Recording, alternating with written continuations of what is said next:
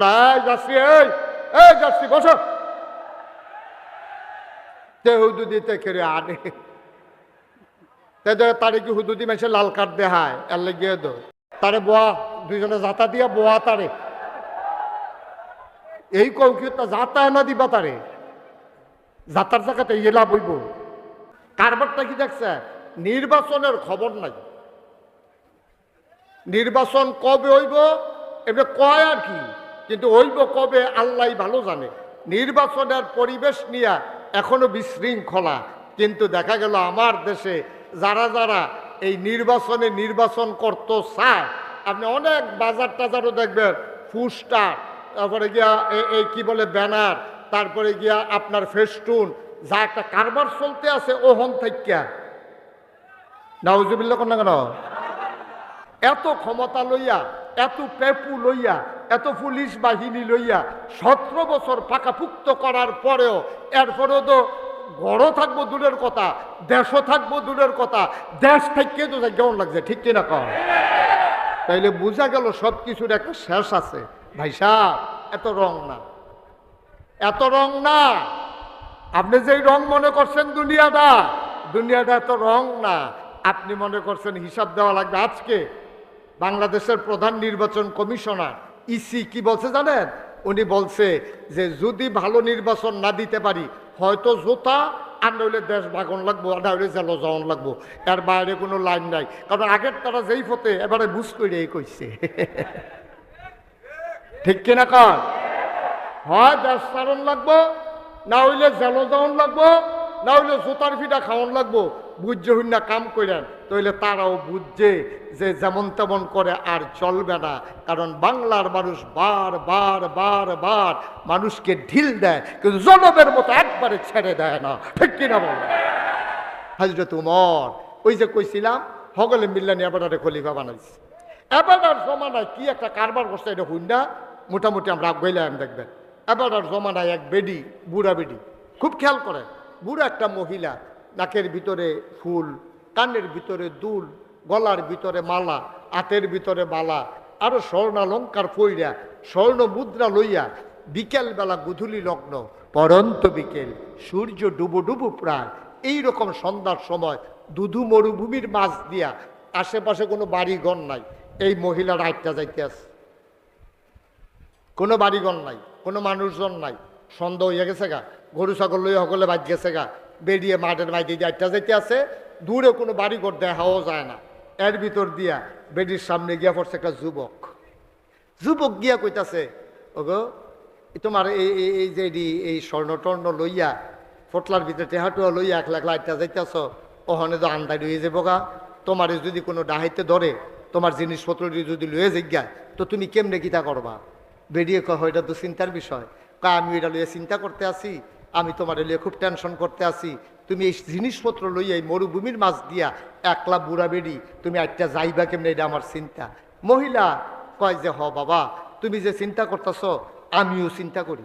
কত চিন্তা করলে এখন আইসেন গীতা? আমি চিন্তা আমারে লইয়া করি না, আমি চিন্তা করি তোমারে লইয়া। সুবহানাল্লাহ কইতেন না? আমি চিন্তা করি তোমারে লইয়া। তো যুবকে আইস দিয়া কয় লুঙ্গিটা আর পাঞ্জাবিটা স্যার আমার লগে কিতা আছে? আমার লইয়া চিন্তা করে লাভ কিতা? আমার লগে কোনো স্বর্ণ মুদ্রা, কোনো টাকা পয়সা কিচ্ছু নাই, আমার লইয়া তোমার চিন্তারও দরকার নাই। ওই বৃদ্ধা মহিলা ডাক দিয়া কয়, যুবক রে, ও যুবক, তোমারে লইয়া আমার চিন্তা, তোমারে নিয়ে আমার টেনশন। কারণ তুমি যে আমারে ভয় দেখাইছো, তুমি যে আমারে বলছো যে আমার গায়ের ভিতরে স্বর্ণ, পটলার ভিতরে স্বর্ণ, তুমি এইদিকে তাকাইয়া আমারে যে ভয় দেখাইছো, এই কথাটা কোনো মতে আমি যদি উমরের কাছে বলতে পারি, তোমার চোখের জায়গায় যে চোখ থাকবে না, উমর তোমার চোখগুলো তুলে ফেলবে। কেন তুমি আমার দিকে তাকাইলা? কেন আমারে ভয় দেখাইলা? এইটা নিয়ে আমি বড় চিন্তা করি। তুমি কারবারটা কি করছো? সুবহানাল্লাহ বলবেন না? আমার চিন্তা নেই, কারণ আমার এই জিনিসের দিকে ফিরেও তাকানোর কারো ক্ষমতা নাই। কারণ এখন শাসন চলতেছে ওমরের শাসন বলে আমার অলঙ্কারে যেটা টান দেবে, আমার সম্পদ লুণ্ঠন করবে বেড়া। যে উমরের দেশ বাঘে মহিষে 11 পানি খায়, সেই দেশে তুমি আমারে ডর দেখাও। আমারে লইয়া তোমার চিন্তা লাগতো না, তোমার চিন্তা তুমি করো। খালি যদি আল্লাহ আল্লাহ করে গিয়ে কইতাম ফারি উমরের কাছে, তো তোমারে বিচাইরা বার কইরা রিমান্ডে নিত না, চোখটি যে জায়গা থাকতো না, সেইটা টেনশন করতে আছে। কি উমর এটা? কি ইসলাম?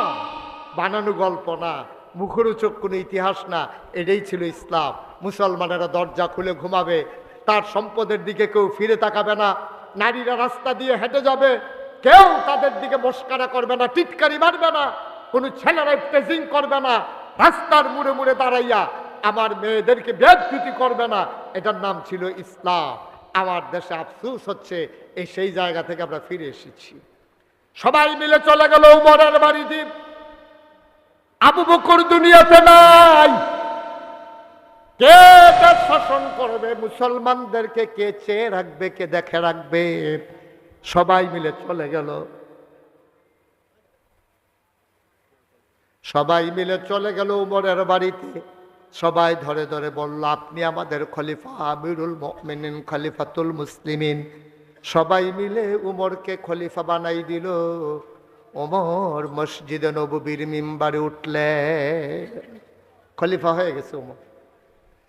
ওমর জাতীয় মসজিদে জাতির উদ্দেশ্যে ভাষণ দেবেন। আমাদের দেশে প্রধানমন্ত্রীর শপথ হইলে বাংলাদেশ টেলিভিশনে জাতির উদ্দেশ্যে ভাষণ দেয় প্রধানমন্ত্রী, রাষ্ট্রপতি। এখন জাতির উদ্দেশ্যে ভাষণ দিবেন হযরত ওমর। সুবহানাল্লাহ বলবেন না? ওমর মসজিদে নববীর মিম্বারে উঠলেন। খুব খেয়াল করেন, চিকন কথা। ওইটা বললেন, ভাইরা তোমরা তো আমারে খলিফা বানাইছো, আমি এখন মদিনার প্রেসিডেন্ট, তো তোমাদেরকে বইলা রাখতেছি, আমি কিন্তু আমার মন মতো দেশ চালাবো। তোমাদের কারো কিছু বলার আছে? তো ওমর খুব সাহসী মানুষ, তো ওমর খুব বলিষ্ঠ মানুষ ছিলেন।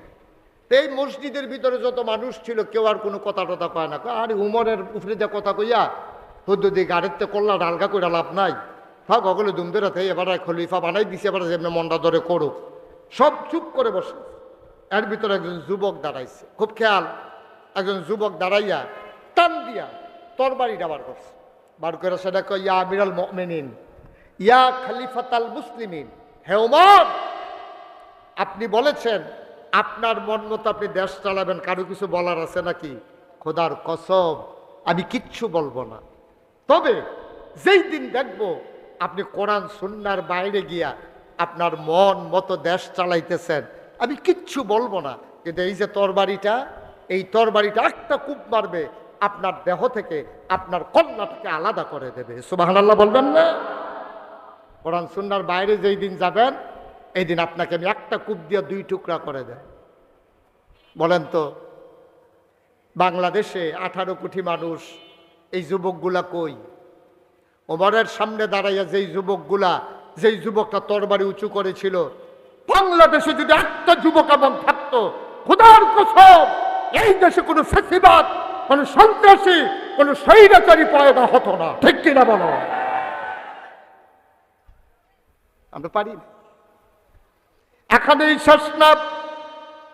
হযরত ওমর ইসলামের দ্বিতীয় খলিফা হয়ে গেলেন। দ্বিতীয় খলিফা হওয়ার পরে ওমর রাদিয়াল্লাহু তাআলা আনহু মসজিদে নববীর ভিতরে তিনি প্রতি শুক্রবারে খুতবা দিতেন।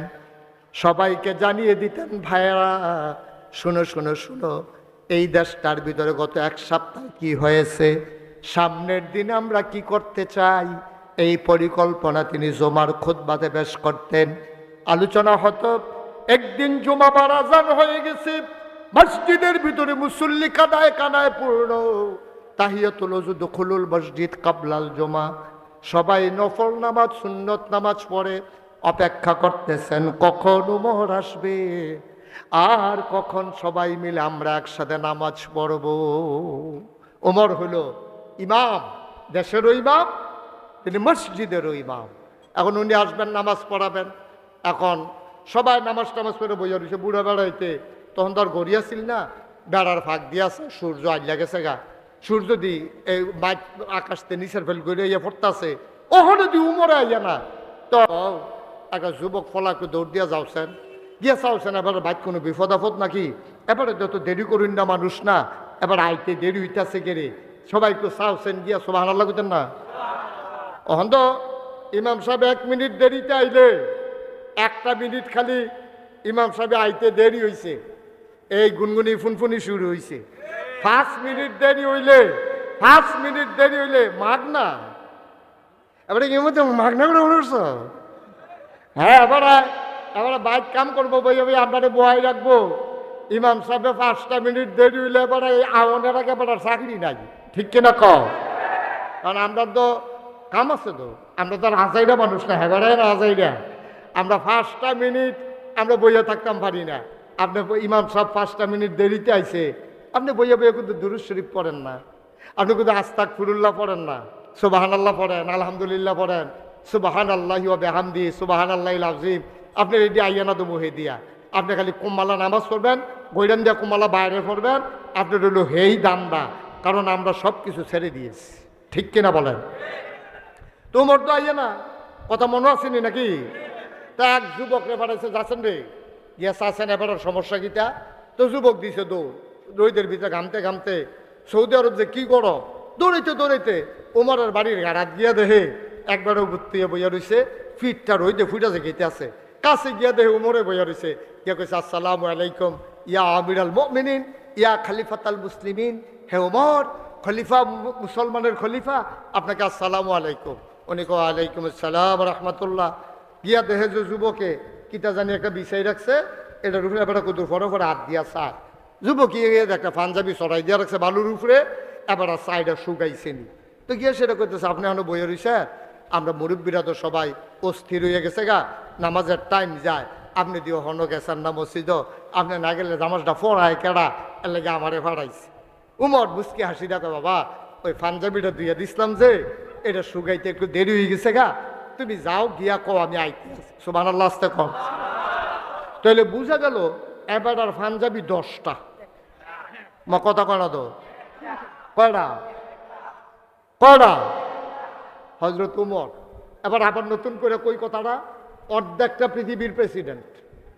আমরা বাংলাদেশ হলো 56,000 বর্গ মাইল, আর উমরের যেই দেশটার প্রেসিডেন্ট একটা মিষ্টি কুমড়া, এটার মতো মনে করেন পৃথিবীটা। ওখানে মাপ দিয়া মাইক বরাবর কাটলে যেই দূরা হয়, এই অর্ধেকটার প্রেসিডেন্ট ছিল উমর। 31 লক্ষ বর্গ মাইলের প্রেসিডেন্ট হযরত উমর। সুবহানাল্লাহ কইতেন না? এবারটার পাঞ্জাবি কয়টা? আর আমরা তারা মাশাআল্লাহ বিদেশে বাড়ি। ও গিন্নির পুতার নাম মিয়া খা। ওরা ভাত খাইতে ভাত খাইছ, তা মালয়েশিয়া গিয়া সেকেন্ড রুম করস, কানাডায় গিয়া সেকেন্ড রুম করস। কয়টা বেতন পায় একজন মন্ত্রী, একজন এমপি?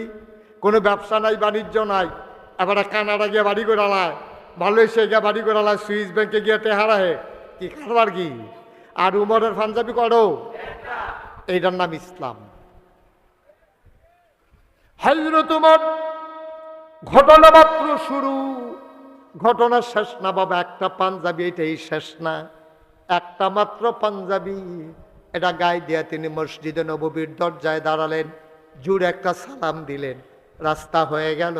তিনি হাঁটতে শুরু করলেন, মিম্বারে উঠলেন, সবাইকে সালাম দিলেন, আসসালামু আলাইকুম ওয়া রাহমাতুল্লাহ।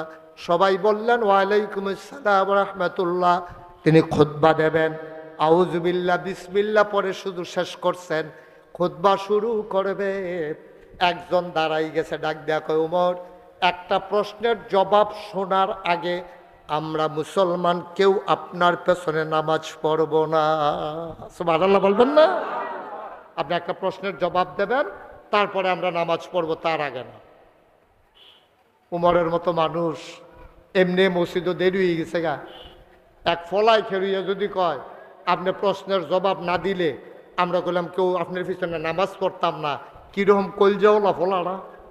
আমার মনে হয় তার ফেরো অন্যতার নাই, সবটাই কলজা। ফলাটা সাহস কুদ্দুরা তে দাঁড়াইয়া যখন এই কথা কইছে, হযরত ওমর নিচু, মাথা নিচু করে দাঁড়িয়ে আছেন। সবাই চুপ মেরে পিন পথে, মনে হয় যেন একটা মানুষও নাই। এই যে মাহফিলটার ভিতরে এখন মনে হয় আপনারা একজন মানুষও নাই। এটাই আদব, এটাই সুন্দর। যখন আলোচনা হবে সবাই আমরা মৌমাছির মতো একেবারে চুপ করে বসে থেকে কথা শুনবো। কথা যখন শেষ, কথা কারে কয় বাইক যেতে যেতে দেখাই দিবে, কথা কারে কয় এখন না। এটাই সৌন্দর্য। এখন সবাই যখন উমরকে যখন এই প্রশ্ন করছে, উমর চুপ মেরে দাঁড়িয়ে আছেন, কোনো কথা কয় না। উমরের গাল বেয়ে টপ টপ করে পানি পড়তেছে। আজকে আমার মতো মানুষেরে চুপ করাই দিছে একটা ফলায়। আমার খুতবা বিলে তারা শুনতো না, আমার পিছে বিলে তারা নামাজ পড়তো না। প্রশ্নটা জানি কিতা। সবাই উমর বলছে, ঠিক আছে তোমার কি জানার আছে জানো। তখন ছেলেরা বলতেছে, কয়দিন আগে, খুব খেয়াল করেন সিহন কথা, মুসলমান তো সিহন কথা আগে ইশারায় বুঝ জ্বালাইতো। অহন্দা আমরা তারারে ধাক্কা দিলেও ফিরাসেরা কয়, কারে ও ধাক্কা দিছে, এবারে ধাক্কাইতেছে, এবারে জিগা কারে ধাক্কা দিছে। কি মুসলমান আসিল, কথা যে একটা মনে পড়ছে, এটা কি কইলে তা কি মুসলমানের কি বুদ্ধি আসিল রে। হাজ্জাজ বিন ইউসুফ, উঠতেন না, এটা তো কইতামও পারতাম না, কেডা এটা। হ্যাঁ না বুঝছি, কইতাম না, বয়স্ক বয়স্ক। আচ্ছা ঠিক আছে, ওকে ফাইন, ওনার হয়তো কোনো জরুরি হাজত আছে, বয়স্ক মানুষ তো। আচ্ছা মুরব্বী মানুষে হজাও, ঠিক আছে, ওনারা যাইতে দাও, একটু জায়গা করে জানো আমিন কন। তো যেই কথার কথা, হাজ্জাজ বিন ইউসুফ, খুব খেয়াল করেন সিহন কথা, সাংঘাতিক সিহন কথা। হাজ্জাজ বিন ইউসুফ একজন শাসক ছিল, এবারে ছিল খুব খারাপ মানুষ। কত হাজার মানুষ যে এবারে মারছে, মুসলমানরা হত্যা করছে, এটার কোনো গন্ডা শেষ করুন গেছে না। এবারে রাস্তা দিয়ে একদিন হাঁটতে আছে, এক ভিক্ষুক এবার আর সামনে গিয়ে পড়ছে। ভিক্ষুকে আর চিনে না, এই যে রাজা। ভিক্ষুকে ভাই ওরা টেহা পয়সা দিয়েন। তখন হাজ্জাজ বিন ইউসুফ মনে মনে কয়তে, জায়গা চিনছে না রে, কুবাইও হমান করে লাইলাম, তে আমার কাছে টেহা খুঁজে। এতে হাজ্জাজ বিন ইউসুফ চুপ করে বইয়া কয়, টাকা লাগবে, কহ। আচ্ছা তোমার একটা ভিক্ষা দেওয়ার আগে তোমার একটা কথা জিগাই। কই জিগান না। এই দেশের যে রাজা হাজ্জাজ বিন ইউসুফ, মানুষটা কি রহ, কারে জিগাইছে, কেডাই জিগাইছে, রাজায় জিগাইছে কারে, ভিক্ষুকরে জিগায় মানুষটা কি রহ, জিগাইতেছে রাজা, রাজার ব্যাপারে জিগাইছে মানুষটা কি রহ। হ্যাঁ তো নাম রে লইয়েন, অসভ্য, তার কথাটাই কইয়েন না। তার তে দেশটার ভিতরে তামা তামা করে লাইছে, তে কত হুজুর যে তে মারছে, তার কথা আর কইয়েন। এখন হাজ্জাজ বিন ইউসুফ রাজা দো, তারা তারা আন্ডার মতো আটকা ফিরতে জ্ঞানা। এবার করছে কিটা, আচ্ছা তুমি যে এতক্ষণ ধরে কইলা যে এবার খুব খারাপ মানুষ, আচ্ছা হাজ্জাজ বিন ইউসুফ যদি তোমার সামনে থেকে জিগায় তখন কিতা কইবা। তে বুঝ জ্বালাইছে, কারবার তো করতে গেছে গা এরে দো। আর যা খুব যেটা বাড়ি থাকবে এটা তুললে আবার ফাটাই দিব। তে বুঝ জ্বালাইছে, ধরা তো গাই আলাইছি রে, এতক্ষণ যে ফতাইলাম, এবারে যে হাজ্জাজ বিন ইউসুফ এটা তো বুঝছি না, তখন কিতা কর। তে ধুম ধরে থেকে কয়, যদি হাজ্জাজ বিন ইউসুফ তোমারে জিগায় মানুষটা কিরকম, তখন তুমি কি কইবা। আমি কয়াম যে সপ্তাহে আমার 2 দিন মাথা খারাপ থাকে, আজ পয়লা দিন।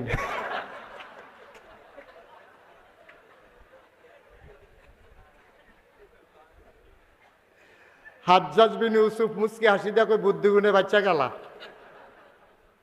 আনাইল যে কুবানি কারে কয়, মাদাইয়াতে লুকেন না তোরা কুবাইলা বল রে, নাউজুবিল্লাহ কইতেন না। কত বুদ্ধি মুসলমানদের ছিল। ভিক্ষুকের কি বুদ্ধি দেখেন, কি দূরদর্শিতা, কেমনে ভিক্ষুক রাজার হাতে বাচ্চা গেছে গা। হযরত ওমর কথা মনে আছে নিও, কার কথা কইতাছি। ওমর জিজ্ঞাসে, কয়দিন আগে আমরা রাষ্ট্রে সরকারি তহবিলে কিছু কাপড় আইছে, এই কাপড়টি আইছে সমবন্টন, আপনি তো আবার দেইরা বন্টন করেন না, সমবন্টন। এখন সবাই আপনি এক টুকরা করে কাপড় দিচ্ছেন যারা প্রাপ্তবয়স্ক, পাঞ্জাবির কাপড়। তা আপনিও তো এক টুকরা কাপড় পাইছেন, তা আমরাও এক টুকরা করে পাইছি। তো সবাই মিললে আমরা যে পাঞ্জাবি বানাইছি, আর যে অনেকে নতুন কাপড়ের পাঞ্জাবি বানাই আইছে, আপনার গাও এই কাপড়টা, এই রঙের কাপড়টা। কিন্তু খেয়াল করে দেখলাম আমরার পাঞ্জাবি এত লম্বা হইছে না, কিন্তু আপনার পাঞ্জাবি অনেক লম্বা। অবশ্যই আপনি ক্ষমতা দেখাইয়া কাপড় বেশি নিছেন, না হইলে কাপড় চুরি করছেন, একটা না একটা কারবার আপনি করছেন। আমরা চুরের পিছনেও নামাজ পড়তাম না, যে এই ক্ষমতা দেখাইয়া সরকারি মাল হরণ করে তার পেছনে আমরা নামাজ পড়ব না। সহজ হিসেবে গম দিকে লোক, এই কথাটাই তো কথা তো এইটাই। রাস্তাটা ফিস কইরা যায়, অহনো এই মাথাতে এই মাথাত গেছে না, রাস্তার ফিসটি উঠতে গেছে, সকলো জোতার তলে লাগাইয়া বাইক গেছে, জোতার তলে ফিস লইয়া রাস্তা আবার গাতা হইয়াছে গা, ফিসের টেহা দিগা লোক, এই কথাটাই তো কথাটা এই যে হিংড়ি রে। হজরত উমরে তো জিগাই লাইছে পাঞ্জাবিটা লম্বা হইলো কেমনে, আমদারটা দিয়ে তো লম্বা হয় না, আর আমদারটা এত লম্বা, অবশ্যই কাপড় চুরি করছেন, না হইলে কর্মচারীরও ধমক দিয়া এক গজ কাপড় বাড়াই নিছেন, না হইলে পাঞ্জাবি ধরনেরটা এত লম্বা হওয়ার কথা না, কারবার কি। উমরের মতো মানুষ রে এই কথাটি জিগাই লাইছে তো উমরে চুপ করে দাঁড়াই দিছে, কথা কান। ওমরের বড় ছেলে নাম আব্দুল্লাহ, আব্দুল্লাহ ইবনে ওমর। আস্তে করে তিনি উঠে দাঁড়ালেন, সবাই ডাক দেয়া কয় ভাই, ও ভাইয়েরা তোমরা জানতে চেয়েছো আমার আব্বার পাঞ্জাবি লম্বা কেমনে।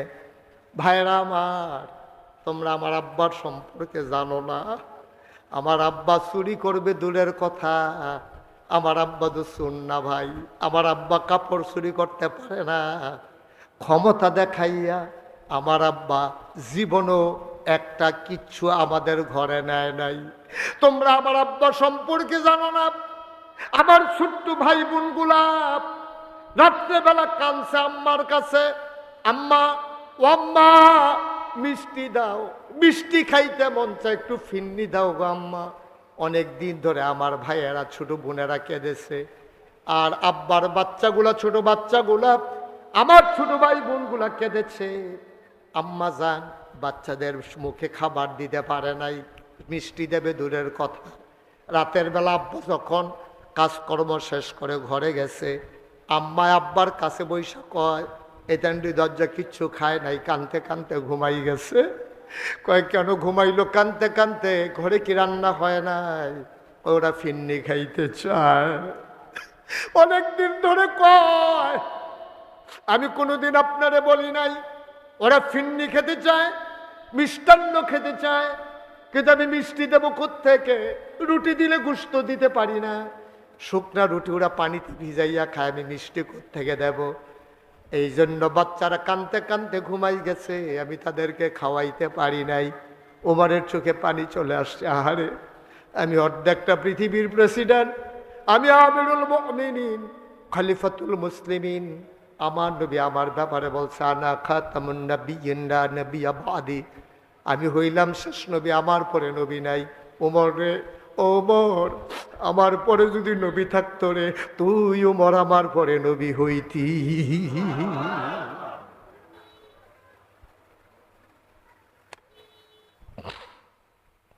অর্ধেকটা পৃথিবীর প্রেসিডেন্ট,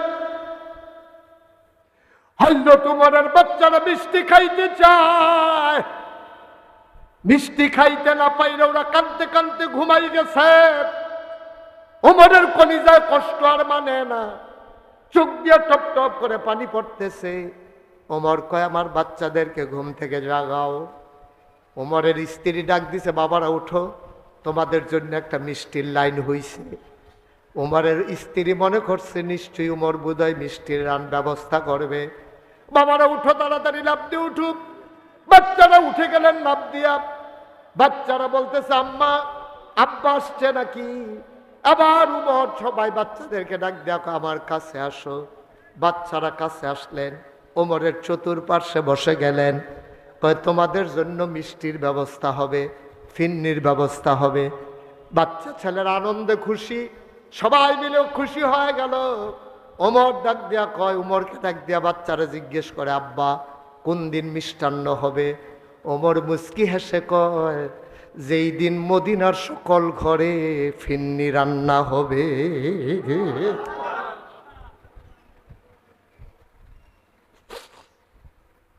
যেদিন সবার ঘরে মিষ্টান্ন হবে, সেই দিন খলিফার ঘরে মিষ্টান্ন হবে।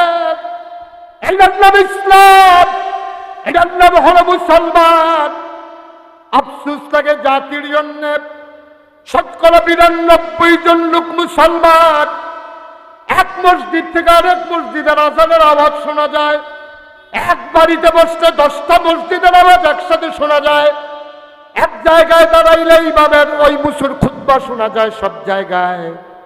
আমার দেশের ভিতরে মসজিদের অভাব নাই, আলেমের অভাব নাই, পীরের অভাব নাই, খানকার অভাব নাই, মাদ্রাসা মক্তবের অভাব নাই। আমার দেশে আফসোস হলো জায়গায় জায়গায় ইসলামের বড় অভাব, ঠিক কিনা? ও বড়ের ঘরে খাবার নাই, আর আমার দেশে তাহাজ্জুদ পড়ে সবাই যা খায় নর্মাল খানা খায়। যখন ছেলেরা গেরাও করলো, পালাই গেল, যেতে বাধ্য হলো, বঙ্গভবনের এই গণভবনের ভিতরে গিয়ে দেখা গেল খাসি, বড় বড় মাছের টুকরা, তারপরে কোনো মুরগির রোস্ট, খাবারের কোনো অভাব নাই, ইচ্ছে করলে খাওয়া যায় না। 5 আগস্ট বাংলাদেশে নতুন করে আবার প্রমাণ হয়ে গেছে, ঠিক কিনা বলো? কপালে খাবার না থাকলে রান্না হইলেও খাইয়া যাওয়া যায় না, এটাই হচ্ছে বাস্তবতা, ঠিক কিনা বলো? এত মজা না, এত দুনিয়া এত সহজ না। ওমরের ছেলে আব্দুল্লাহ কয়, ভাইরা, আমার আব্বা কাপড় চুরি করে নাই, ক্ষমতা দেখায় আমার আব্বা কাপড় বেশি নেয় নাই, মনে কষ্ট নিও না, আমার আব্বার পাঞ্জাবি লম্বা হইছে তোমরা জানো না, চুরি করে নাই, অন্তত এই কথাটা বইল না। সবাই বলতেছে কথা কমাও, পাঞ্জাবি লম্বা হইছে কেমনে এটা জানাও, তোমার এখানে কাহিনী বলতে বলি নাই। আবার আব্দুল্লাহ কান্দার কয়, ভাইয়েরা, কাপড়ের টুকরা তো শুধু তোমরা একটা করে পাইছো তা না, আমার আব্বাও পাইছে এক টুকরা, আমিও পাইছি এক টুকরা। আমার টুকরা কাপড়টা নিয়ে, আব্বার টুকরা কাপড়টা নিয়ে বাপ বেটা যখন ঘরে গেলাম, আমি আব্বাকে বললাম, আব্বা, আমার আগের পাঞ্জাবিটা এখনো পুরানো হয় নাই, ছিঁড়ে নাই, আবার বোধহয় ঠান্ডা পড়বে খুব বেশি, আপনারও তো বয়স বেড়ে গেছে। ও আব্বা, আপনি যদি পাঞ্জাবিটা এই ছোট্ট পাঞ্জাবি বানান, গায়ের ভিতর অনেক শীত লাগবে, আপনি লম্বা করে একটা পাঞ্জাবি বানাইলে আরাম পাবেন। আমার টুকরা কাপড়টা আপনারে দিয়ে দিলাম, 2 টুকরা কাপড় জোড়া লাগাইয়ে আপনি একটা লম্বা করে পাঞ্জাবি বানান। ভাইয়েরা, আমার আব্বা কাপড় চুরি করে নাই, আমার দেওয়া টুকরা কাপড় জোড়া লাগানোর কারণে আমার আব্বার পাঞ্জাবি তোমাদের চাইতে লম্বা হইছে।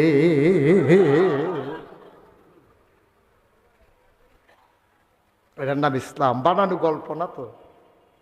আপনি শুনতে যত মজা পাচ্ছেন, গল্প না, বাস্তব ঘটনা, বাস্তব ঘটনা। কষ্ট হচ্ছে আপনাদের না? ছেড়ে দেওয়া দরকার। আর সামান্য একটু আল্লাহ তো সুযোগ দিছে, সুযোগটা একটু কামো লাগাই। ঘরে যখন মুরগা রান্না হয়েছে, আজ আর লুঙ্গি টাইট করে ফিন্দা খাই, আল্লাহকে ঢিল করে দেন হলে। আবার গিয়া মেহমান আইছে না, মেহমান আওনের কথা আসিল, আম্মায় মুরগা জব করে লাইছে, মেহমান আর আইসা না, কিরকম খানার একটা অরুরি ডাক দিয়া রয়েছে না, প্রত্যেক দিন কাটাই খানা জমে।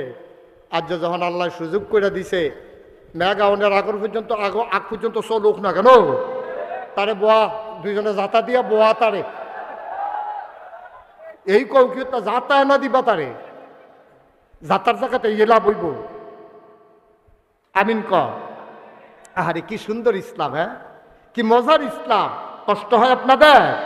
আচ্ছা, আপনারও যদি এরকম হইতো, আমরাও যদি এরকম একটা উমর পাইতাম, আমরাও যদি এরকম একটা আবু বকর পাইতাম, আমার দেশটা কত সুন্দর ছিল। আমার ভাইয়েরা একটু বসতে হবে পেছনে গিয়া, এখানে দাঁড়াই থাকা যাবে না, সবাই জায়গাটা ছেড়ে দেন। আপনি সরেন, বসেন, গিয়ে বসেন। একটা লোকও দাঁড়াই থাকা যাবে না, জায়গা আছে তো পেছনে, সামনে এখনো এই জায়গাটা ফাঁকা করা লাগবে, একটু দ্রুত। আর এই রাস্তার পাশে আমি আওয়াজ করলে তো কথা বলা যাবে। এখান থেকে সবাইকে সরে ওই পাশে পাঠাই দেন। একটু সুযোগ দেন, আল্লাহ সুযোগ করে দিয়েছেন, এটা শুকরিয়া আদায় করা দরকার। এখানে বাচ্চাদেরকে কাউকে দাঁড়াইতে দিয়েন না। আর আপনাদেরকে বারবার বলা লাগে কেন, কয়েকবার ইশারা দিলাম, আপনি এভাবে বসে থাকতে পারবেন? সবাইকে সরাই দেন এখান থেকে, আওয়াজ তো আসবেই। বাচ্চা থাকলে গেটের বাইরে আপনি দাঁড়ান, ভিতরে দাঁড়াইয়া লাভ হইব কি? বাইরে দাঁড়াই একটু সরাই দেন, লোকজনকে একটু কষ্ট করেন। জি, তা আমরা সবাই পড়ি আলহামদুলিল্লাহ। যেহেতু আল্লাহ সুযোগ করে দিয়েছেন, একটু মনোযোগের সাথে আমরা কথা শুনবো ইনশাআল্লাহ। কারো কারণে কেউ যেন বিরক্ত না হয়। বাচ্চারা কেউ কথা বললো না, তোমরা খুব মনোযোগের সাথে কথা শুনবা, ভালো না লাগলে উঠে যাবা। আমি কারো উপকার করতে পারলাম না, কিন্তু ক্ষতি করার অধিকার আমার নাই, এটা আমার অধিকারের বাইরে। আমি কারো ক্ষতি করার মতো রাইট অধিকার আমার, আমি উপকার করতে নাই পারি, কিন্তু ক্ষতি করার অধিকার কারো নাই। আপনার কারণে দূর দূরান্ত থেকে বৃষ্টি স্নাত রাতে যারা মাহফিলে এসেছেন, তারা যদি আপনার কারণে ওয়াজ শুনতে না পারে, কিয়ামতের ময়দানে আল্লাহ যদি জিজ্ঞেস করে, আপনি কি বলবেন? যে তুমি তো নিজে শুনলাই না, আরেকজনের ক্ষতি করল। এই কাজটা আমাদের লক্ষণ না, এটা কাফেরদের লক্ষণ। নবীজি যখন কোরআন তেলাওয়াত করতেন, আর এই কোরআনের তেলাওয়াত শুনে মানুষগুলো যখন দ্বীনের পথে চলে আসতো, এখন কাফেরেরা মিললে বুদ্ধি করছে, আরে এই কথার ভিতরে তো জাদু আছে, এখন কি করা? তো মুহাম্মদ, সবাই পড়েন সাল্লাল্লাহু, যেখানেই কোরআন তেলাওয়াত করবে সবাইকে আমরা চিৎকার চেঁচামেচি করব, যেন কেউ শুনতে না পারে। তখন নবীজি তেলাওয়াত করতেন, আর চতুর্পার্শ্বে দাঁড়াইয়া বাচ্চাগুলাকে লালাই দিত, বাচ্চাগুলা চিৎকার করত, হট্টগোল করত, নবীর আওয়াজটা যেন শোনা না যায়। তাইলে কাফেরেরা যেই কাজ করত, আমরা যারা ইমানদার মুমিন মুসলমান এই কাজ আমরা করব না। আমার আওয়াজের কারণে আরেকজন তো শুনতে পারবে না, তো এটা তো আমি অপরাধী হয়ে গেলাম, কাফেরদের কাজের সাথে আমার কাজ মিলে গেল। আমি আপনাদের পুরাতন লোক না, চান্দিনা আমার জীবনে সবচেয়ে বেশি মাহফিল করেছি চান্দিনা উপজেলায়, আর এই মাহফিলও আমি এসেছিলাম। এই মাঠে তখন এত বড় মাঠ ছিল না, আরও খালে কম ছিল জায়গা, ওই যে গাছটা পর্যন্ত বোধহয় ছিল, এর পরের জায়গাটা বোধহয় পরে ভরাট করা হয়েছে না? তাহলে আন্দাজ ঠিক আছে তো না? আচ্ছা ঠিক আছে, তাহলে যে আমি যে আইসি এটা প্রমাণ পাওয়া গেছে। হ্যাঁ, সবাই পড়েন আমিন। আমরা কি এই আওয়াজে বলবো না আরো জোরে বলবো? আওয়াজ কারে কয় দেখাই দেবেন ইনশাআল্লাহ। পড়েন সুবহানাল্লাহ, বলেন আলহামদুলিল্লাহ, আল্লাহু আকবার, সবাই পড়েন আলহামদুলিল্লাহ। বন্ধুগণ, কোনোভাবেই আমরা সময় নষ্ট করতে চাই না এই ভয়ে যে আবার যদি বৃষ্টি চলে আসে তার আগে আগে যেন আমরা শেষ করে দিতে পারি। আল্লাহর কাছে 1.5-2 ঘন্টা ভিক্ষা চাই। সবাই পড়েন আমিন। আল্লাহ পারেন না ইনশাআল্লাহ? আল্লাহ চাইলে পারেন। কর্তৃপক্ষ অনেক কষ্ট করেছেন আপনাদের জন্য, প্রথমে পলিথিন বিছাইছেন, তার উপর দিয়ে আবার হোগলা বিছাইছেন, নাইলে আপনারা বসার কথা ছিল না। আর ড্রেজারের মাটি হওয়ার কারণে এখানে বসা গেছে সুবিধা মতো। সুতরাং আমরা যতক্ষণ আলোচনা চলবে খুব মনোযোগের সাথে আমরা কথা শুনবো। ওয়ামা তৌফিকি ইল্লা বিল্লাহ। আল্লাহ যেন সুযোগ দান করে, সবাই পড়ে আমিন। বন্ধুগণ, আপনারা এর ভিতরে কথা শুনেছেন, আমার পূর্ববর্তী আলোচকগণ অনেক সুন্দর সুন্দর কথা আপনাদেরকে শুনিয়েছেন। আমি আপনাদেরকে যেই কথাগুলো বলতে চাই, আল্লাহ যেন সেই কথাগুলো আমাকে এবং আপনাদেরকে সবাইকে আমল করার তৌফিক দান করে, সবাই পড়েন আমিন। বন্ধুগণ, আপনি যদি যে কোনো একটা নতুন জিনিস বানাইতে চান, খুব খেয়াল করে শুনেন। আপনি মনে করেন একটা যে কোনো জিনিস বানাবেন, ঘর বানাবেন। এখন ঘর বানানোর পরে আপনি কাঠ আনছেন, টিন আনছেন, পালা আনছেন, সব আনছেন। এখন মিস্ত্রি যারা আনছেন ঘর বানানোর জন্য, সে আইসা বলে, ভাই কি ঘর বানাইবেন? কি দোসালা না চৌসালা না বারান্দা দিয়া কোন ঘর বানাবেন? তখন আপনি কইছেন, আমি একটা ঘর দেখছি খুব সুন্দর, এই ঘরটার মতো ঘর বানাইতে চাই। আপনি দেখছেন, আমি তো দেখছি না। তখন উনি মোবাইল থেকে বাইর করে দেখাইছে, কয় মুন্সিগঞ্জ গেছিলাম, গিয়া দেখছি এইরকম ঘর, এটা পারবেন না? কয় আপনি দেখান শুধু। তখন ওনারে মোবাইলের ভিতরে দেখাইছে, মিস্ত্রি সব বুঝছে যে এই ঘরটার মতো ঘর উনি বানাইতে চায়। মুসলমান, আমরা যারা মুসলমান হিসেবে পরিচয় দিতে চাই, আমরা মুসলমান হতে চাই। আপনি যদি বলেন হুজুর কেমন মুসলমান হতে চাই, এজন্য আল্লাহ তাবারক ওয়া তাআলা আপনি মুসলমান কেমন হবেন কোরআনুল কারীমে আমার আল্লাহ রাব্বুল আলামিন সেই উদাহরণ সুন্দর করে তুলে ধরেছেন। বলেন সুবহানাল্লাহ।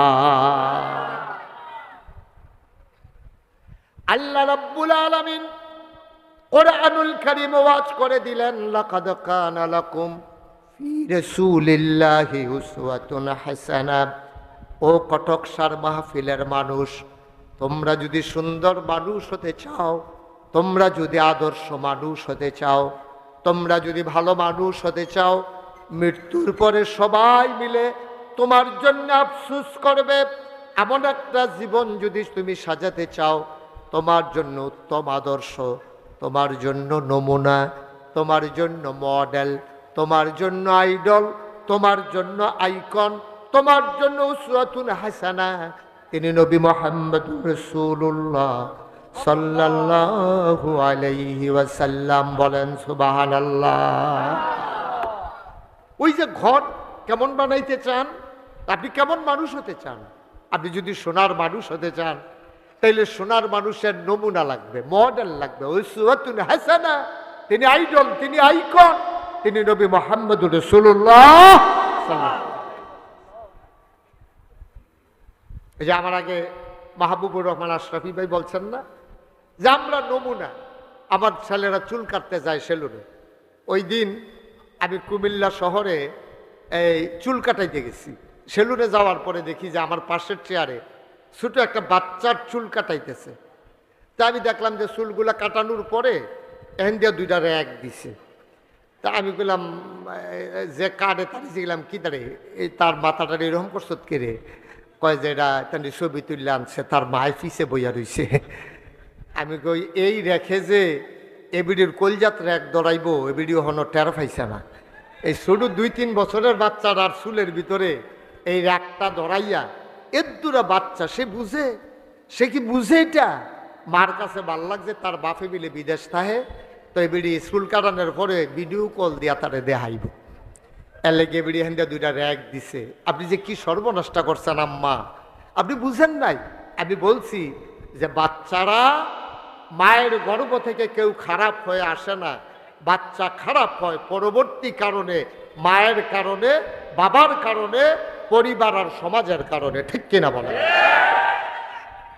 এমনি এমনি কেউ খারাপ হয় না তো। জন্মের সময় এই যে হিন্দুর ঘরে যে বাচ্চারা হয়, তেও কিন্তু মুসলমান হিসাবে জন্ম নেয়। ইহুদির ঘরে যে বাচ্চারা হয়, তেও কিন্তু মুসলমান হিসাবে জন্ম নেয়। খ্রিস্টানের ঘরে যে বাচ্চারা হয়, তেও মুসলমান হিসাবে জন্ম নেয়। আমরা যারা মুসলমানের ঘরে হইছি, আমরা তো এমনি মুসলমানের ঘরে জন্ম নিছি, মুসলমান হিসাবে হইছি। তাইলে হিন্দু হইল কবেতে, খ্রিস্টান হইল কবে, ইহুদি হইল কবে? তার মা, তার বাবা, তার যখন বয়স হয়েছে তার নিয়ে স্কুলে ভর্তি করাইছে। স্কুল হইল ইহুদিদের, স্কুল হইল খ্রিস্টানের। তারে আস্তে আস্তে তিল তিল করে ওই মুসলমান হিসাবে আল্লাহ যারে জন্ম দিছে, এই বাচ্চারা এখন ইহুদি হইছে, খ্রিস্টান হইছে, হিন্দু হইছে। এখন আমরা মুসলমান হইলাম কেমনে? যদি আপনি মুসলমান আব্বা আম্মার ঘরে জন্ম নেওয়ার পরে আপনি মুসলমানের জিন্দেগি করতে পারেন, তাইলে আপনি মুসলমান। আর না হইলে ইহুদির ঘরে জন্ম হইয়া যেমন ইহুদি হইছে, আপনি মুসলমানের ঘরে জন্ম হইয়াও আপনার দ্বারা ইহুদি, খ্রিস্টান, হিন্দু হওয়া সম্ভব। ঠিক কিনা বলেন? সহজ। এরকম হাজার হাজার প্রমাণ আছে। আপনি তো সলিমুদ্দি কলিমুদ্দির ঘরে হইছেন, আপনার না হইলে হুজুর, আর কি আপনার বাপে না হইলে হুজুরে মনে করেন, আপনার বাপে না হইলে কন্ট্রাক্টর, আপনার বাপে না হইলে দাড়ি রাখছে, পাঞ্জাবি গাও দিছে, টুপি মাথার দিছে, দিলেই যে আপনার বাপের ঘরে আপনি মুসলমান হইতে পারবেন এমন কোনো প্রমাণ নাই। কারণ নবীর ঘরে জন্ম নিয়া কাফের হইছে, এরকম প্রমাণ আছে নাকি নাই? কথা কেন আছে নাকি নাই? বাপ নবী, ফুত হইছে কাফের। আবার বাপ হইল কাফের, ফুত হইছে নবী।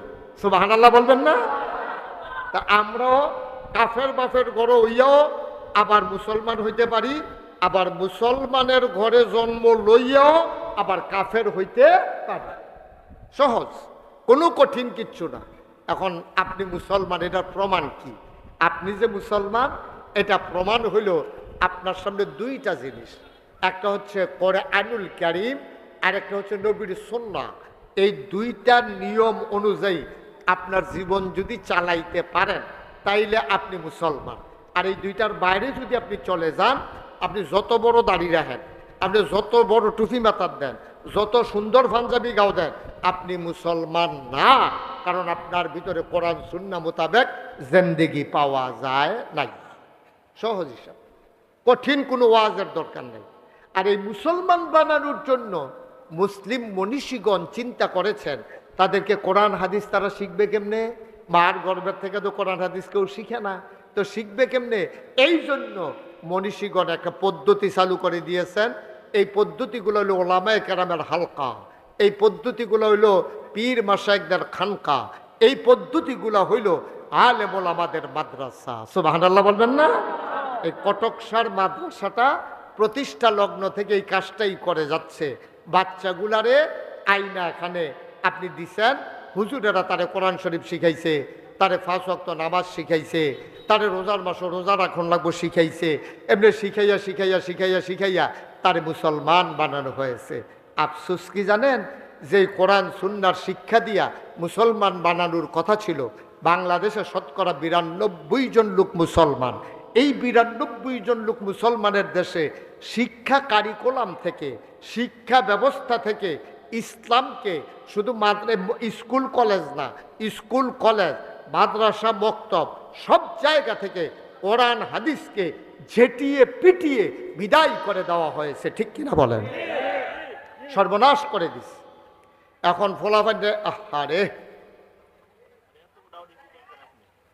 আপনি এটা শেষ করে একবারে বসেন, নাইলে বন্ধ করে নিয়ে চলে যান। হ্যাঁ, আপনাকেই বলতেছি, শোনেন আপনি। আরে বাচ্চাটা কথাগুলো আপনার কেউ দেখেন না,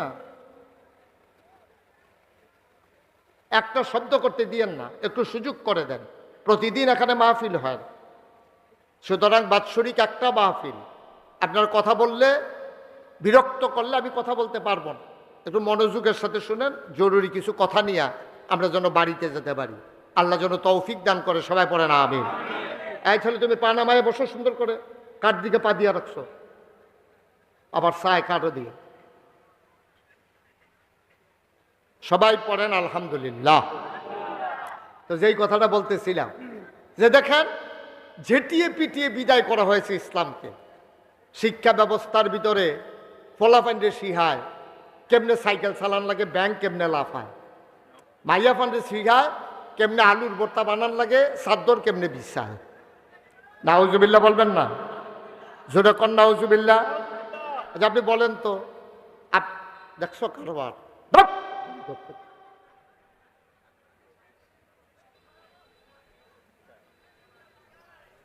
দয়া করে সবার মোবাইলগুলো নামান, নামান। আপনি মোবাইল ধরে আপনার পিছনের লোক দেখে, এভাবে না রেকর্ড হয়, না শোনা হয়। একটু সুযোগ করে দেন, এতবার বলা লাগলে তো আর ভাল লাগবে না।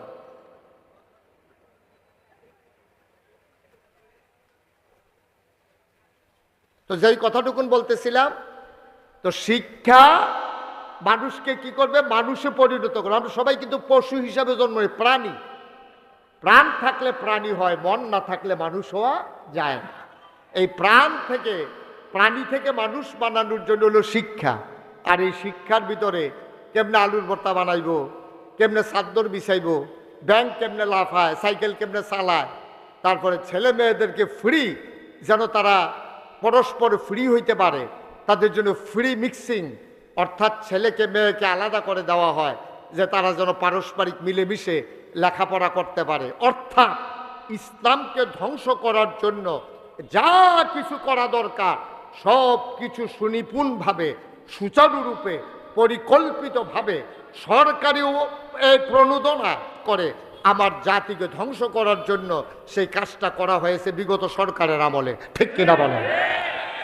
একেবারে পরিকল্পিতভাবে ঠান্ডা মাথায় করা হয়েছে, ঠান্ডা মাথায়, একেবারে যেন মানুষ যেন পশুতে পরিণত হয়। কারণ পশুর দেশে পশু হইলেই সুবিধা, পশুর মাঝে মানুষ হইলেই অসুবিধা। মনে করেন এখানে আমরা সবাই মিলে, কেউ পায়জামা, কেউ পাঞ্জাবি, কেউ টুপি, কেউ আপনার কি বলে লুঙ্গি, সবাই মিলে সুন্দর পোশাকে আসছেন। এখন যদি একটা বুড়া মানুষ উলঙ্গ হইয়া, গায়ে কোনো কাপড় নাই, উপরে নিচে পুরা উলঙ্গ, এই উলঙ্গ হইয়া যদি এখানে আসে, তাইলে আমরা কি বলবো? বলে অসভ্য, এটা করতে আসে, তারে সরাও। অসভ্য কোথাকার ল্যাংড হইয়া সেটা এখনো মানুষের সামনে আইছে, এটা আমরা বলবো না? কি বলবো না? বলবো যে অসভ্য। আচ্ছা, সবটি মানুষ যদি এখন উলঙ্গ হইতো, উল্টা, এখন তো সব কাপড় চোপড় পরা আছে, মনে করেন সবটি মানুষ এখন উলঙ্গ ল্যাংডা, এর ভিতরে দিয়া যদি একজনের লুঙ্গি ফিন্দা আইয়ে, তখন হগলে মিললে তাদের কিতা করব, তারা হগলে মিলে অসুখ না, তো একটা কিতা ফেসাই এখনো আইছে, কারণ সবাই ল্যাংডা, একজন লুঙ্গি ফিন্দাইলে তারা অসুখ কইব মানছে। আর সকল লুঙ্গি পরার মাঝে একটা উলঙ্গ আসলে যেমন এই অসুখ কয়, আবার সকল ওই ল্যাংটার মাঝে একটা কাপড় পরে আসলে সবাই মিলে তারা অসভ্য বলবে। হয়েছেটা তাই, অসভ্যের মেলার ভিতরে সোনার মানুষ বানানো বড়ই কঠিন। এর ভিতরে আপনারা ঠিকই আছেন, এর ভিতরেও এখনো নামাজ আছে বাংলাদেশে, এর ভিতরে অনেকে রোজা আছে, অনেকে এখনো আপনার ইসলামী জিন্দিগি করে। এটা আজব ব্যাপার। ঢাকা ইউনিভার্সিটিতে যেই ছেলেগুলা প্যান্ট পরে টাকনুর নিচে, এইটান দিলে ধরা হয়েছে যেতে টাকনুর নিচে টাকনুর উপরে তে প্যান্ট পরে গেলে অবশ্যই তে ইসলাম মানে। তার ঘরও চেক দিয়ে দেখছে, কেড়ায় কেড়ায় ফজরের নামাজ পড়ে, তাদের তালিকা করছে, নামাজ পড়ুন না, কোরআন শরীফ পড়ুন না, টাকনুর উপরে প্যান্ট পড়ুন না, এইটিরে তালিকা করিয়া কালো তালিকায় ফালাইয়া নির্মম নির্দয়ভাবে তাদেরকে এই বাংলার জমিনে ৯২% জন লোক মুসলমানের দেশে তাদের উপরে পরিকল্পিত নির্যাতন করা হয়েছে। ঠিক কিনা বলেন? মুসলমানের দেশে নামাজ পড়াটাও অপরাধ, কোরআন শরীফ পড়াটা অপরাধ মুসলমানের দেশে। এবার চিন্তা করেন কাফেরের দেশে কি অবস্থা, এবার চিন্তা করেন কাফেরের দেশে কি অবস্থা। এই জন্য আল্লাহ তাবারক ওয়া তাআলা যুগে যুগে নবী এবং রাসূল পাঠাইছেন মানুষদেরকে অন্ধকার থেকে আলোতে, গোমরাহি থেকে হেদায়েতে, কুফর থেকে ইসলামে নিয়ে আসার জন্য। নবীরা করছেনও তাই। শেষ জমানার যিনি নবী, নবী মুহাম্মদুর রাসূলুল্লাহ সাল্লাল্লাহু আলাইহি ওয়াসাল্লাম, তিনি তার ৬৩ বছরের হায়াতে জিন্দেগিতে, ২৩ বছরের নবুয়তের জিন্দেগিতে তিনি মানুষগুলাকে এইভাবে তিল তিল তিল তিল করে মানুষে পরিণত করেছেন। তখন এই পৃথিবীতে একটা ইউনিভার্সিটি ছিল না। খুব খেয়াল করেন, কটক শহরের মাদ্রাসার মতো একটা দাখিল মাদ্রাসাও ছিল না, কামেল মাদ্রাসা তো দূরের কথা। একটা ইউনিভার্সিটি নাই, একটা কামেল মাদ্রাসা নাই, একটা দাওরা হাদিস মাদ্রাসা নাই, একটা হাফিজিয়া মাদ্রাসা নাই, একটা কলেজ নাই, একটা ডিগ্রি কলেজ নাই, একটা হাই স্কুল নাই, একটা প্রাইমারি স্কুল নাই, একটা নৈশ শিক্ষা, গণশিক্ষা, মক্তব, প্রাইভেট টিউশনি, নোবেল বই, কোনো কিচ্ছু তখন ছিল না। নাই বলতে কিচ্ছু নাই। এখন যেমন আপনি বাংলাদেশের ঢাকাতে কি গন্ডগোল হয়েছে, আপনি টেলিভিশনটা চাললে, মোবাইলও গেলে, ফেসবুকে গেলে, ইউটিউবে গেলে আপনি খবর পাই আলান। তখন ফেসবুক ছিল না, ইউটিউব ছিল না, নেট ছিল না, ল্যান্ড ফোন ছিল না, মোবাইল ফোন ছিল না, কুরিয়ার সার্ভিস ছিল না, পোস্ট অফিস ছিল না, আপনার নাই বলতে কিচ্ছু নাই। গ্রাম ছিল না, ওয়ার্ড ছিল না, মেম্বার ছিল না, চেয়ারম্যান ছিল না, উপজেলা চেয়ারম্যান ছিল না, এমপি ছিল না, মন্ত্রী ছিল না, রাষ্ট্রীয় অবকাঠামো ছিল না, সচিবালয় ছিল না, থানা ছিল না, পুলিশ সুপারের কার্যালয় ছিল না, নাই বলতে কিচ্ছু নাই। সেই জমানায় নবী আসলেন, মাত্র ২৩টা বছর সময় পাইলেন। এই ২৩ বছরে নবীজি বর্বর, বেদুইন, যাযাবর, মূর্খ, সভ্য, জাহেল, ওই অভদ্র মানুষগুলোকে ভদ্র, সুশীল, আধুনিক, আল্লাহওয়ালা, পরে হেজগার মানুষে পরিণত করে দিলেন। সুবহানাল্লাহ বলবেন না? মাত্র কয় বছর, বা কথা কয় না, কয় বছর? ২৩ বছরে নবীজি কি সোনার মানুষটি বানাইছে। এক একটা মানুষের নমুনা কি, এক একটা মানুষের নমুনা কি। আবু বকর, উমর, উসমান, আলী, তালহা, জুবাইর, আব্দুর রহমান ইবনে আউফ, সাদ ইবনে রাবিয়া, এক একজন মানুষের মর্যাদা কত, নমুনা কেমন, চরিত্র কেমন, লেনদেন কেমন, স্বভাব চরিত্র কেমন, এক একটা মানুষ উদাহরণ হয়ে আছে আজকে জাতির কাছে। আজকে গোটা পৃথিবীর মানুষের কাছে একটা উমরের খুব প্রয়োজন, একটা উসমানের খুব প্রয়োজন, একটা আলীর খুব প্রয়োজন।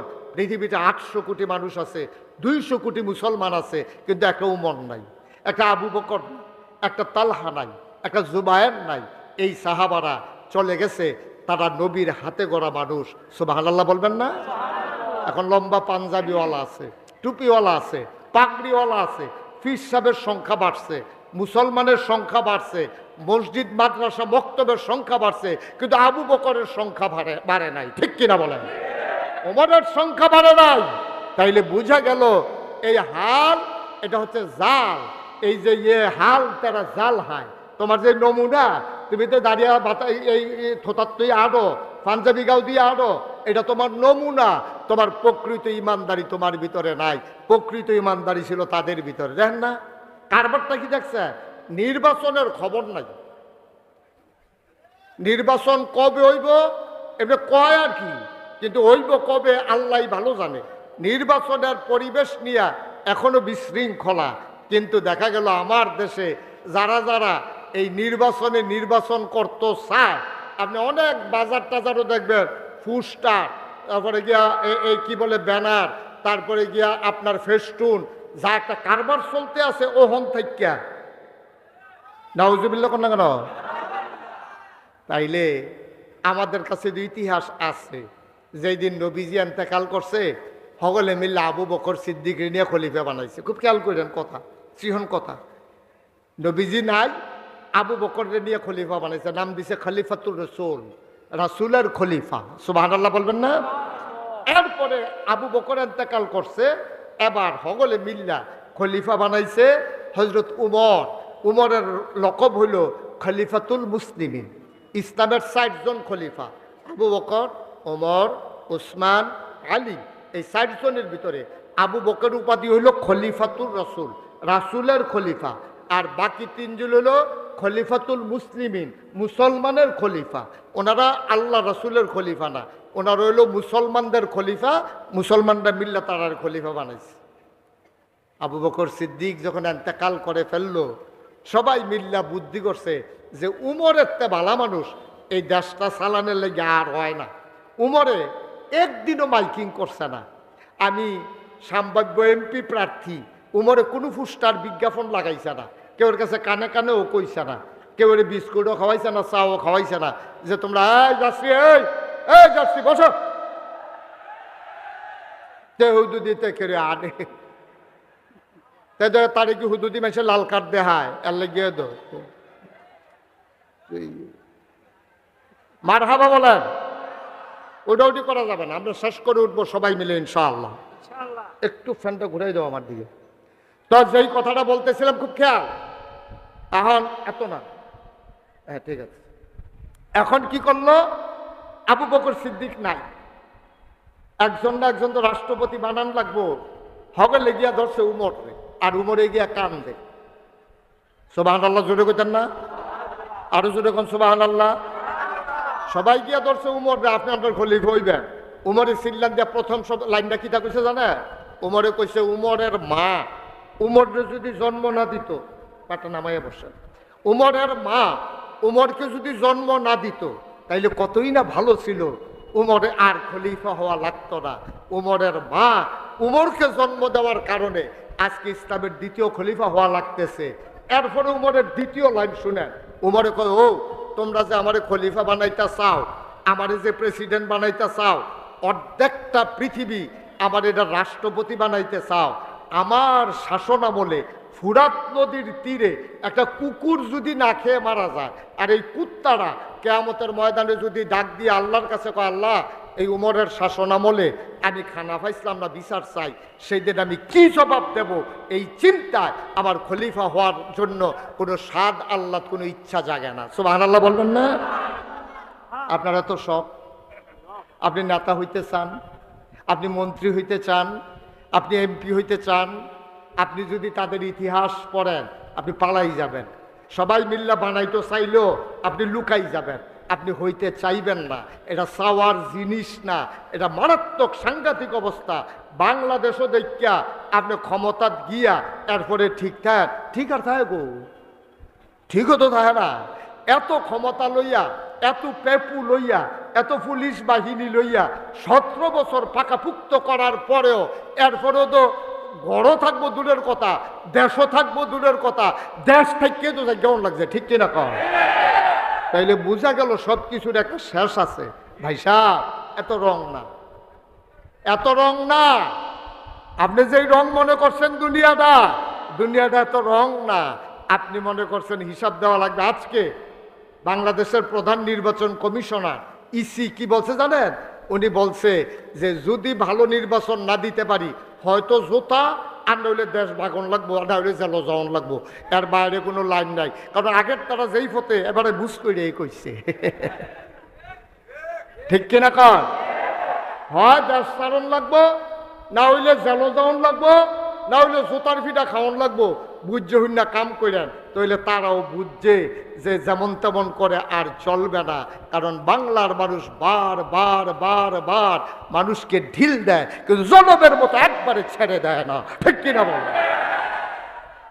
ছেড়ে দেওয়ার জিনিস, ছেড়ে দেওয়ার জিনিস।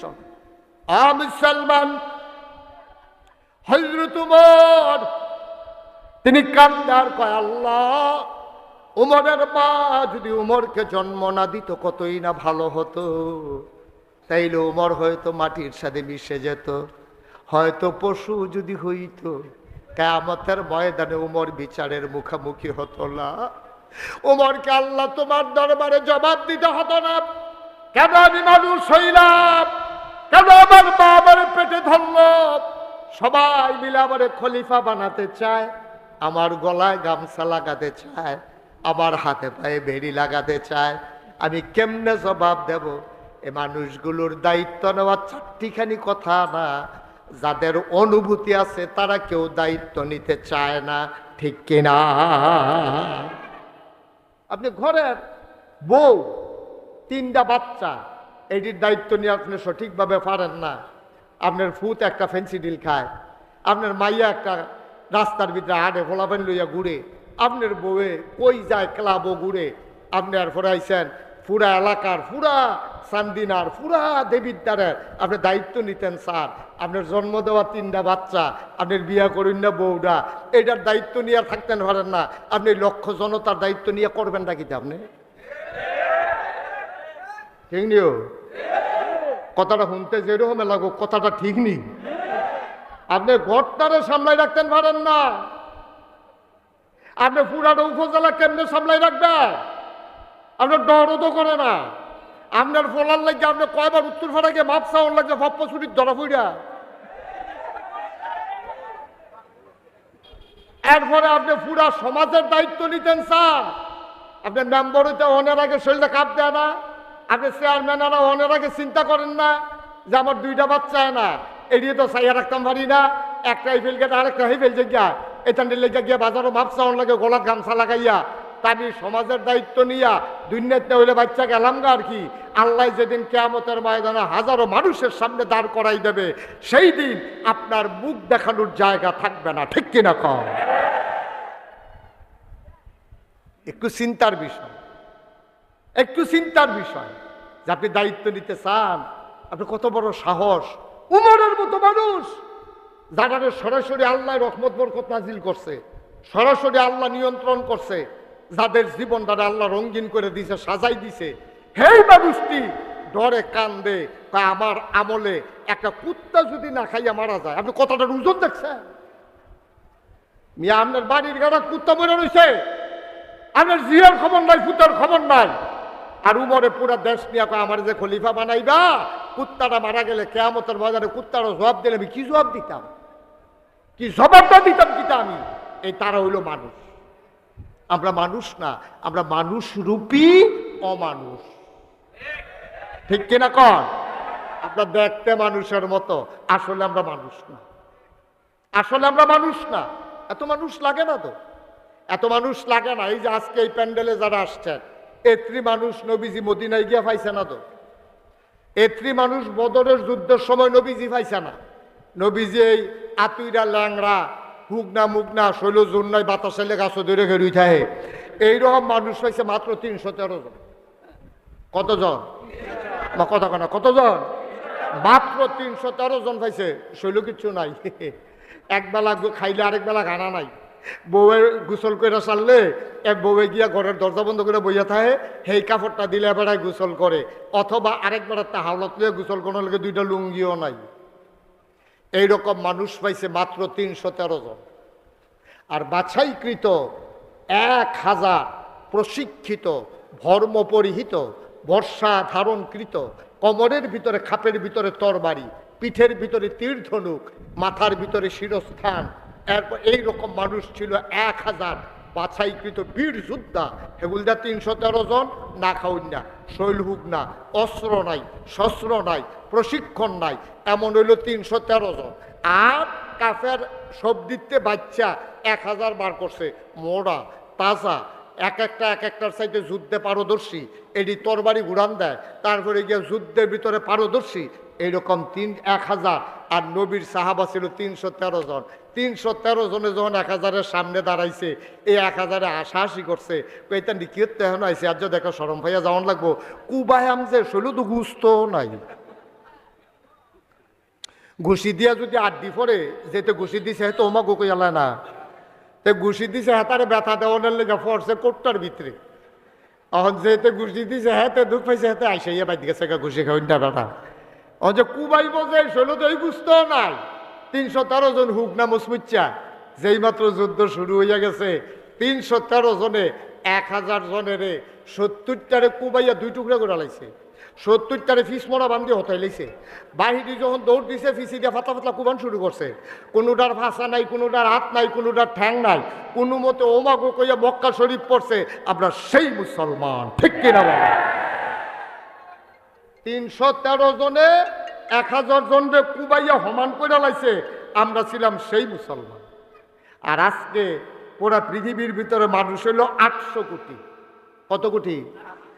এর ভিতরে 200 কোটি মুসলমান, অর্থাৎ 4 ভাগের 1 ভাগ, 4 ভাগের 1 ভাগ মুসলমান। এরপর আমরা মাইর খাই কেড়ে, আমরা তো নিজেরে কই নাই তো মাইর খেতাম না, কি দেখা, আমরা তো নিজেরা লাগে বইয়া থাই। আর হেতারা ছিল রুহামাউ বাইনাহুম আশিদ্দাউ আলাল কুফফার, মুসলমান যারা ছিল রুহামাউ বাইনাহুম, একজন আরেকজনের লেগে কলজা কাটটা দিছে, ভাই আপনি আমার ভাইও, আপনি আমার ভাই, আমি আপনার কি আর ভাই, আপনিও মুসলমান আমিও মুসলমান, এর চেয়ে বড় আর কি আছে? সুবহানাল্লাহ কইতেন না? কি মনে করছেন আপনি? আপনি আমার ভাই। একজন ভাইয়ের কাছে নবীজি বিদায় হজের ভাষণের সময় ডাক দেয়া কইছে, মুসলমান, ও মুসলমান, তোমার এক ভাই আরেক ভাইয়ের কাছে আমানত, তার রক্ত, তার সম্মান, তার ইজ্জত, তার টাকা পয়সা সব কিছু তোমাদের কাছে আমানত। কারবারটা ঘটছেও তো তাই। জীবন যদি যায় চলে যাক, ঈমান ছাড়া যাবে না। জীবন যদি যায় চলে যাক, ইসলাম ছাড়া যাবে না।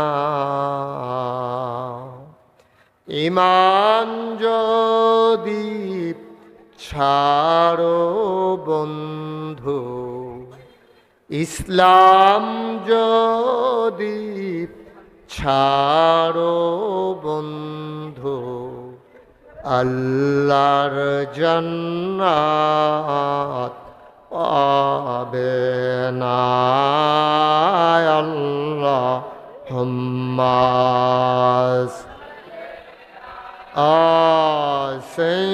সাইয়্যিদিনা মাওলানা মুহাম্মদ ওয়া আলা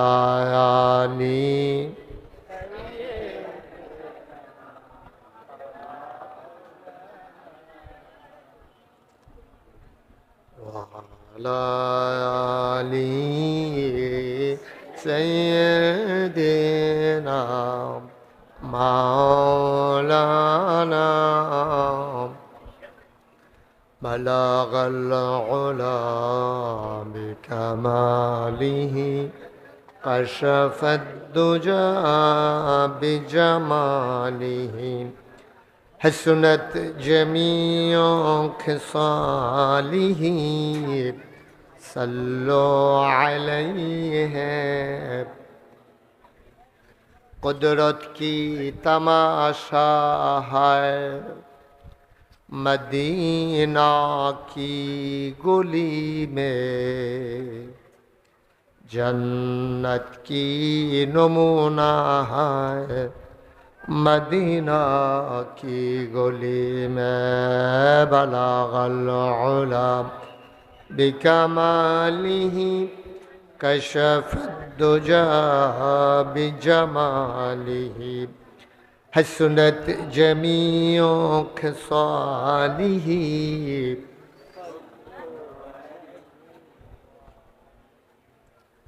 सल्लमो या कौम बल सल्लु अला सदरिल आमीन मुस्तफा मा जाइल्ला रहमतन लिल अल्लाहुम्मा सल्लि व सल्लिम व बारिक अलैहि ला इलाहा इल्ला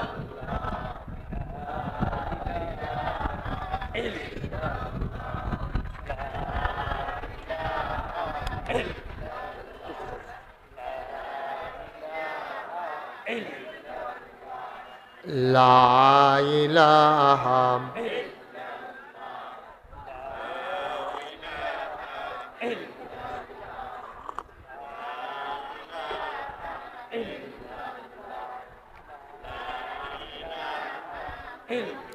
ला इलाहा इल्लल्लाह मुहम्मदुर रसूलुल्लाह सल्लल्लाहु अलैहि वसल्लम अल्लाहुम्मा सल्लि व सल्लिम व बारिक अलैहि সবাই পড়ি আলহামদুলিল্লাহ।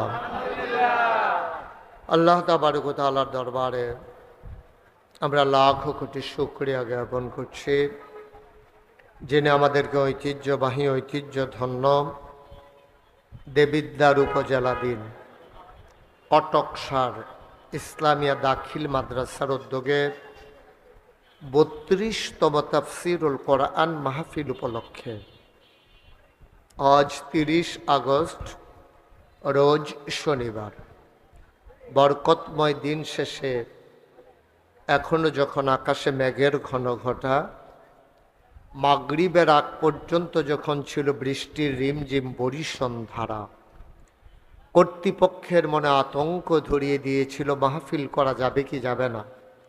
সকল জল্পনা কল্পনার অবসান ঘটিয়ে যিনি সামান্য সময়ের জন্য বৃষ্টিমুক্ত রাত আমাদেরকে উপহার দিলেন, এই এলাকার হাজার হাজার মানুষ থেকে যাচাই করে বাছাই করে করুণা করে দয়া করে মায়া করে সকল প্রকারের ঝামেলা থেকে মুক্ত রেখে অসুস্থতা থেকে সুস্থ রেখে যিনি আমাদেরকে আজকের আয়োজনে আসার বসার তৌফিক এনায়েত করলেন, আলিশা মাবুদের দরবারে অবনত মস্তকে সশ্রদ্ধ চিত্তে হৃদয়ের সবটুকুন আবেগ উচ্ছ্বাস ভালোবাসা আকুতি কাকুতি মিনতি জমা করে মাবুদের শিখানো কালেমা দিয়ে চিৎকার করে সবাই পড়ি আলহামদুলিল্লাহ।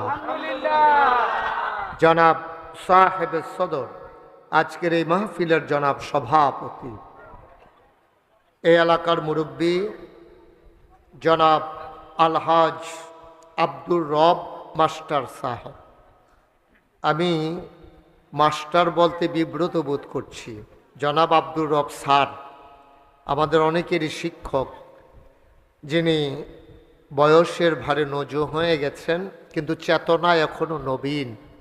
দুই কথার মাঝে তিনি অনেকগুলো কথা তুলে ধরেছেন।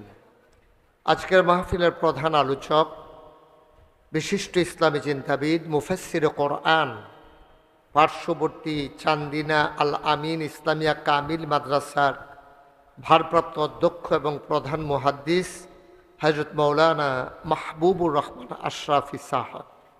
মাগরিবের করে কথা বলেছেন হাবিবুর রহমান কাফি সাহেব চাঁদপুরি। আমন্ত্রিত অতিথিবৃন্দ, আজকের আয়োজনে উপস্থিত যিনি আমাদেরকে ডেকে নিয়ে এসেছেন মৌলানা আব্দুল হালিম মিয়াজি সাহেব, আপনাদের এলাকার কৃতি সন্তান, যিনি নেত্রকোনার পুলিশ সুপারের দায়িত্ব পালন করছেন, ওসি হিসেবে দায়িত্ব পালন করছেন, এবং উপস্থিত আছেন আমার প্রিয় উপস্থাপক জনাব হযরত মাওলানা মোহাম্মদ মাসুম। উপস্থিত এই এলাকার দিনদার আশিকিন মুহিব্বিন, মাদ্রাসার আসাতাজায়ে কেরাম, এই এলাকার বিভিন্ন মসজিদের ইমাম সাহেবান, ওলামাই কেরাম, মুরব্বিয়ানে আজাম, কলিজার টুকরা যুবকেরা, পর্দার আড়ালের আমার মা ও বোনেরা, সবার প্রতি আমার আবারও আন্তরিক সশ্রদ্ধ সালাম। আসসালামু আলাইকুম ওয়া রাহমাতুল্লাহি ওয়া বারাকাতুহু। বন্ধুগণ, লম্বা সময় আমরা কথা বলবো না, যেহেতু আল্লাহ সুযোগ করে দিয়েছেন। আল্লাহর শুকরিয়া আমাদেরকে আদায় করাই লাগবে। আল্লাহ তাবারক ওয়া তাআলা যদি মাগরিবের আগে যেমন ছিল দিনের অবস্থা, যদি এমন রেখে দিতেন, আমাদের কিচ্ছুই করার ছিল না। আল্লাহ সুযোগ করে দিয়েছেন, এজন্য শুকরিয়া আদায়ের দরকার আছে নাকি নাই?